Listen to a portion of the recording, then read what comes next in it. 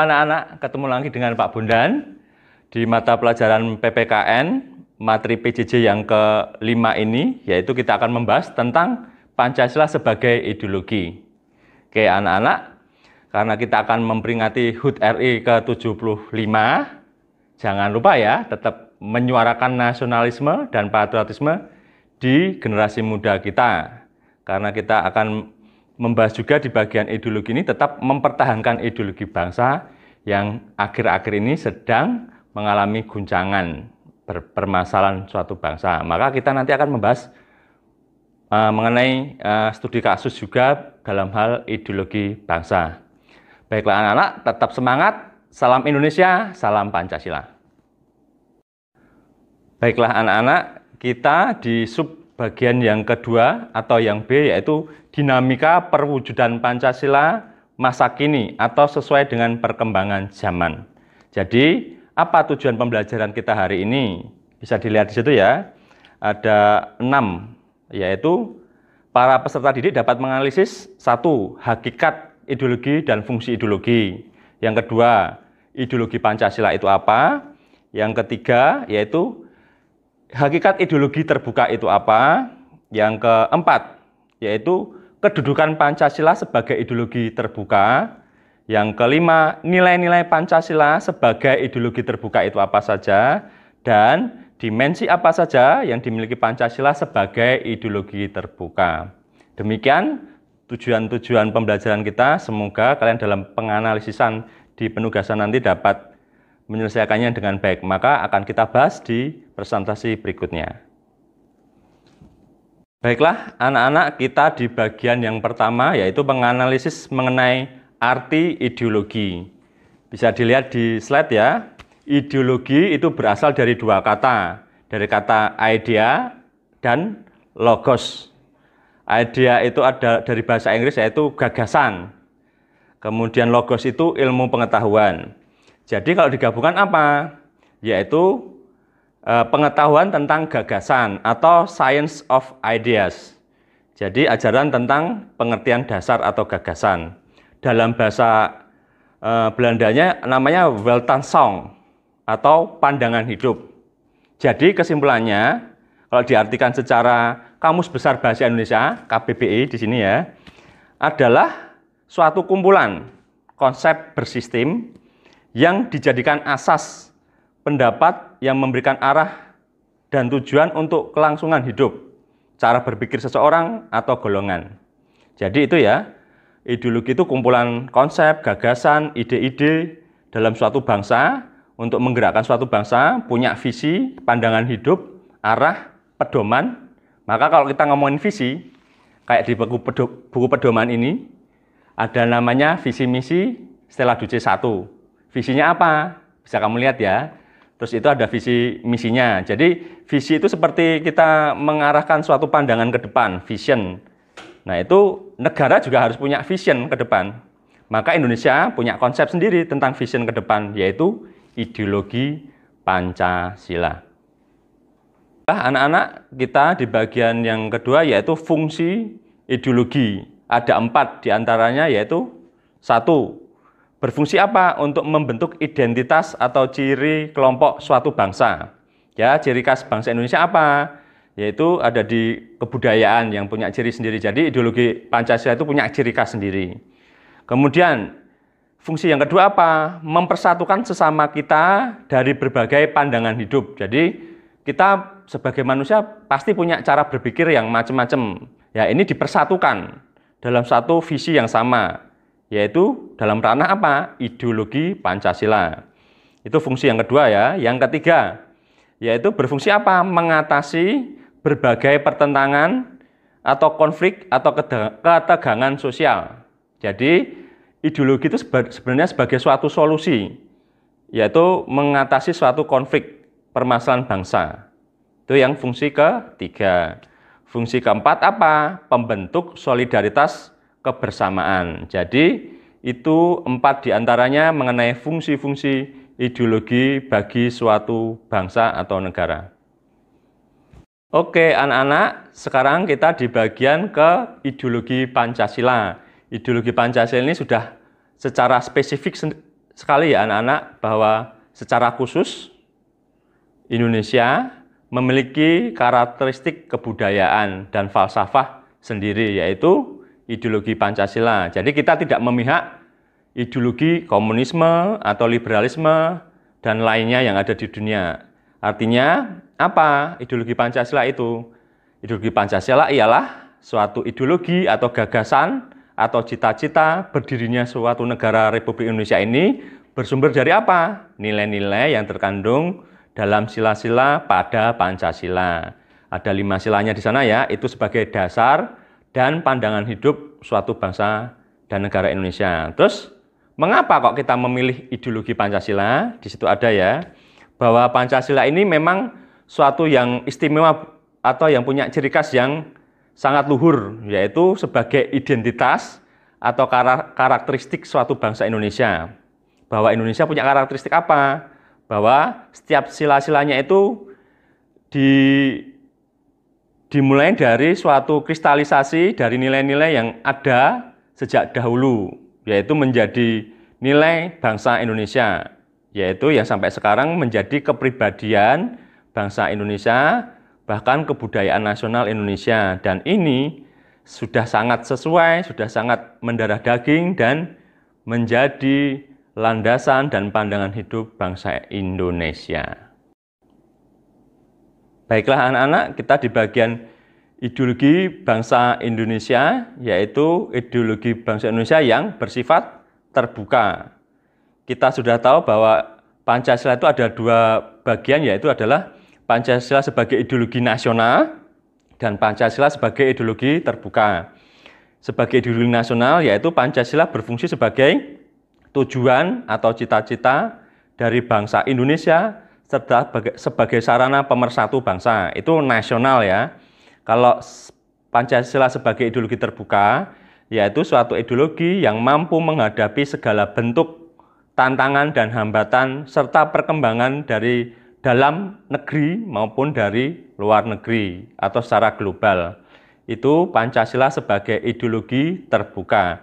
Jadi maksudnya apa? Dengan terbukanya ideologi, tidak tertutup ya, tidak terisolir atau menutup diri, kita membuka keran atau membuka wawasan, yaitu kita tetap fleksibel dengan perkembangan zaman, kita dapat sesuai dengan pemikiran-pemikiran yang baru, ada perubahan-perubahan baru, kita masih menerimanya, tapi tidak meninggalkan yaitu jati diri bangsa. Nilai-nilai yang sudah luhur tadi tetap dipertahankan dan dilestarikan, tapi tetap menerima apa saja yang menjadi nilai-nilai positif perkembangan zaman itu. Jadi, ideologi Pancasila yang bersifat terbuka ini membuka diri bagi perkembangan zaman secara global.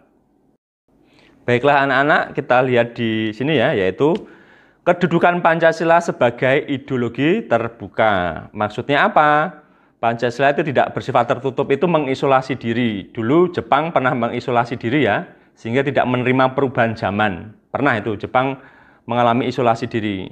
Nah, berubah karena mendapatkan sarana informasi industri, pengetahuan yang baru dengan kebudayaan barat, maka berubah mengikuti perkembangan zaman. Maka Indonesia juga punya dasar yang sama, yaitu punya kedudukan tidak berubah tapi tetap menyesuaikan dengan perkembangan zaman. Artinya tetap dalam hal nilai-nilai sila-silanya, tapi fleksibel dalam perubahan dan tantangan zaman secara global. Itu punya sifat apa saja? Yang pertama, aktual.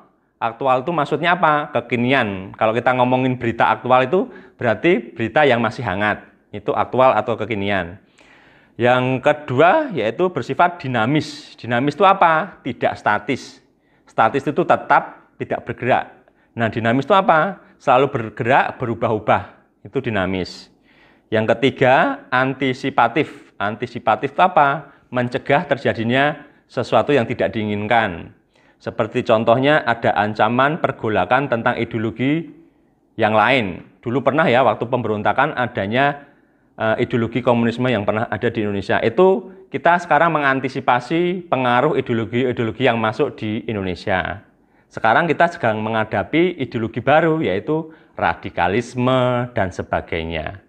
Ya, ini mengenai antisipatif dalam hal mempertahankan ideologi bangsa Indonesia. Baiklah anak-anak, kita di slide berikutnya yaitu mengenai keterbukaan ideologi Pancasila yang ada di Indonesia, yaitu apa? Yaitu terkandung beberapa nilai di dalamnya. Ada 3 aspek penilaian dalam hal keterbukaan ideologi Pancasila itu, yaitu dasar nilai yang berdasarkan 5 dasar negara Indonesia, yaitu nilai apa? Nilai ketuhanan, nilai kemanusiaan, nilai persatuan, nilai kerakyatan, dan keadilan. Itu dasar nilai. Dasar nilai yang kedua apa? Nilai instrumental. Instrumen itu apa? Alat kelengkapannya. Alat kelengkapannya itu apa? Yaitu adanya turunan dari beberapa peraturan dari hasil dasar berdirinya suatu ideologi, yaitu adanya instrumen hukum antara lain undang-undang, undang-undang dasar, TAP MPR atau ketetapan MPR, Perpres dan sebagainya. Itu turunannya mengenai instrumen atau hukum yang didasari oleh visi atau ideologi suatu bangsa. Berikutnya nilai praksis. Praksis itu apa? Suatu penerapan praktis. Artinya itu, jadi instrumen yang ada itu harus diterapkan dalam kehidupan sehari-hari secara nyata. Jadi dalam kehidupan bermasyarakat, berbangsa, dan bernegara itu ada realisasinya. Realisasinya apa? Dengan penjabaran nilai-nilai yang berkembang itu dapat direformasi. Dalam bentuk apa? Amandemen. Jadi dinamika suatu perubahan zaman itu dalam undang-undang dilihat dari mana? Ada amandemen di sana. Jadi contohnya dalam pasal 28 itu tentang hak asasi manusia. Dulu zaman Orde Baru belum ada pasal 28 tok, tapi setelah amandemen ada 28A sampai J. Sangat detail sekali. Itu amandemen yang sudah sangat eksplisit sekali bahwa dalam batang tubuh sendiri aja sudah ada perubahan yang di amandemen. Itu nilai praksis atau penerapan atau realisasi bahwa untuk melindungi suatu masyarakat atau warga negara Indonesia ada beberapa hal yang harus diubah, baik itu visi yang mendasar. Itu mengenai nilai-nilai atau keterbukaan ideologi suatu bangsa. Baiklah anak-anak, kita di bagian dimensi yang dimiliki Pancasila sebagai ideologi terbuka. Dimensi itu apa? Dimensi itu beberapa aspek, yaitu dimensinya ada 3, yaitu dimensi idealisme. Idealisme itu mengenai nilai-nilai dasar yang punya idealisme atau bersifat sangat ideal atau yang sangat baik, baku, dan sebagainya, yaitu yang mewujudkan sumber falsafah atau nilai-nilai Pancasila yang secara baku, yaitu mendorong harapan, cita-cita yang memotivasi para pendukungnya, ideologi itu sendiri, untuk mewujudkan cita-cita bersama. Itu ideologi idealisme yang pertama. Dimensi yang kedua apa? Yaitu dimensi normatif. Normatif apa? Yang bersifat sesuai dengan penjabaran nilai-nilai dalam suatu sistem norma.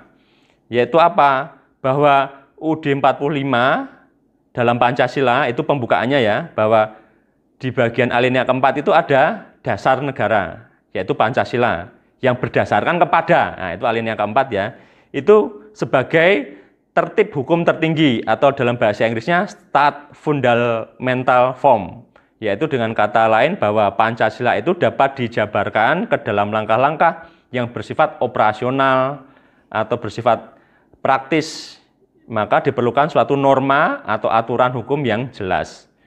Yang ketiga yaitu dimensi realitas. Realitas tadi apa? Yaitu sesuai dengan kenyataan realitas kehidupan masyarakat Indonesia, yaitu cerminan masyarakat Indonesia itu sudah di dalam dimensi yang ada di kebudayaan atau kepribadian bangsa Indonesia. Oleh karena itu, Pancasila harus mampu dijabarkan dalam praktek kehidupan masyarakat secara nyata atau real atau realitas, bahwa dalam kehidupan sehari-hari itu dapat dijalankan sesuai dengan ideologi Pancasila, dan dalam penyelenggaraan negara, aparat negara itu harus perilakunya, sikapnya bernafaskan dengan ideologi Pancasila. Baiklah anak-anak, kita di penghujung perjumpaan PJJ kali ini, yaitu saya tampilkan penugasan dalam Google Classroom. Ada 5 pertanyaan diantaranya. Harap dikerjakan dengan baik ya. Nomor yang pertama yaitu apa yang dimaksud ideologi Pancasila? Ada artinya ya. Terus mengapa ideologi Pancasila sangat sesuai atau cocok digunakan di negara Indonesia? Kenapa tidak cocok dengan ideologi komunisme dan kenapa tidak cocok dengan ideologi liberalisme? Tadi sudah saya jelaskan ya, kamu rangkum sendiri, kamu buat kesimpulan. Yang kedua, yaitu apa saja fungsi ideologi bagi suatu bangsa. Ada 4 diantaranya ya, sudah saya jelaskan tadi.